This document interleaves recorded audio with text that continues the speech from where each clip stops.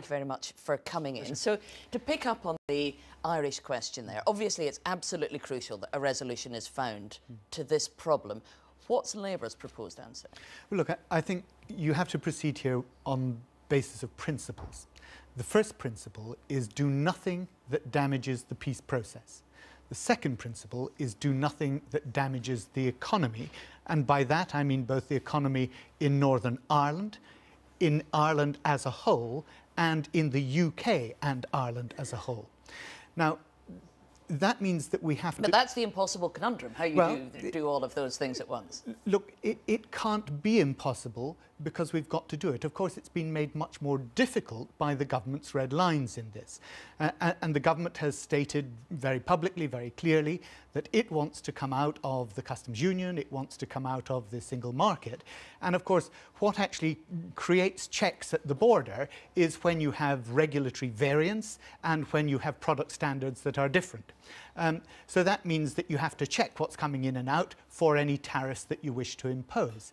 Now, that is why it has been, I think, and my party thinks, foolish to have removed the structural possibilities which lie in the customs union or the single market from what the government's negotiating position is. Now that's very interesting because I can see clearly, and so can the Irish government, exactly how staying in the customs union and the single market would help resolve the question on the island of Ireland, but of course it raises all sorts of questions for the United Kingdom. And it's interesting to hear you say that because if we have a look at what you said back in July, you didn't sound quite as pleased about the single market when you said we would in effect become a vassal state obliged to pay into the union's budget while having even less sovereignty than we do now. You weren't so keen on single market membership then. Look, I'm not keen on the single market membership as opposed to the benefits of being a member of the EU, because of course single market membership without being a member of the EU means you don't have a say in the rules that you have to abide by. So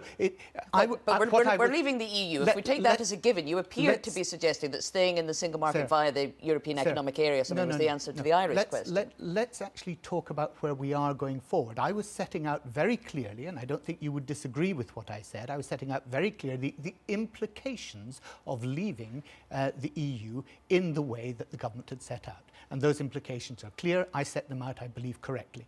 Now, where we are now is we have to find a solution to this problem. Simon Coveney was actually earlier very clear in saying that you don't have to have a full solution in phase one, but there has to be the real expectation that we're going to be able to resolve it in phase two.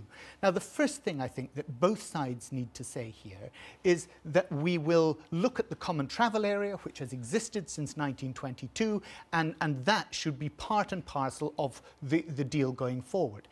The second element that I think is really important here is to understand precisely what the peace settlement was when in the Good Friday Agreement in 1998 we set out that there should be no security checks at the border. Now that was critically important. But of course, security checks in those days were in place because of the situation, the military, paramilitary situation.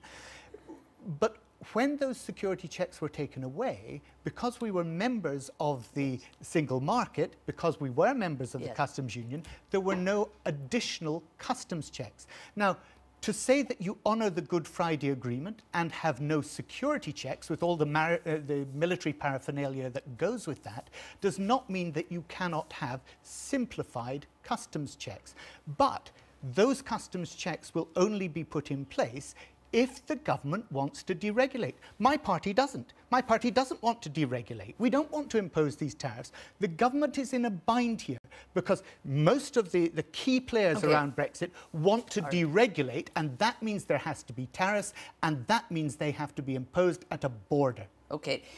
Jeremy Corbyn in Lisbon yesterday refused to rule out the possibility of a second referendum on our EU membership. Is it now the Labour Party's policy that we might vote again on this? No, it's not the Labour Party's policy that we might vote again on this. Well, why did he say we've not made any decision on a second referendum? Well, that precisely says that it's not party policy because we haven't made a decision on it, doesn't it? Come on. You could make a decision not to have a second referendum. I think if we asked the Conservative Party, they'd be pretty clear that that was their decision.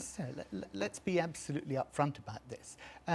The idea that you would have a second referendum and that you would say that you have going to have a second referendum, like the Liberal Democrats have done, would be to encourage the EU to give you the worst possible deal that there was, so that when you then voted on a second referendum, everybody would say, well, we can't possibly go there.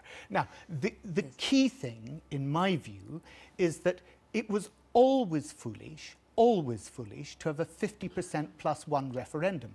Because if you are trying That's what we had. We're looking at the future now. And when Corbyn says we've not made any decision on a second referendum, it sounds like he's saying it's a possibility that Labour might call for one. Can I talk about the future? Because I am trying to answer your question. I'm not trying to avoid it, okay? When we go forward, if we were to have another referendum on the same lines as we've had, and it were to be 52-48 the other way, what would that achieve? Absolutely nothing. It would then be game on for a third referendum or a fourth. The only way in which, in my view, you could possibly contemplate a second referendum was if you had the threshold that I believe should have been there in the first place of a two-thirds majority. But that, I stress, is not Labour Party policy. It is not something that we've decided, and Jeremy articulated the position quite properly yesterday. So have you explained that to Diane Abbott, who's written to 2 constituents the last month saying she would make the case for a second referendum on the final deal? Diane's already said that her letter was, I think, poorly worded, as she called it. One way of putting it. I won't make any further comment on it. All right. Well, Barry Gardiner, thank you very much for coming to talk to us.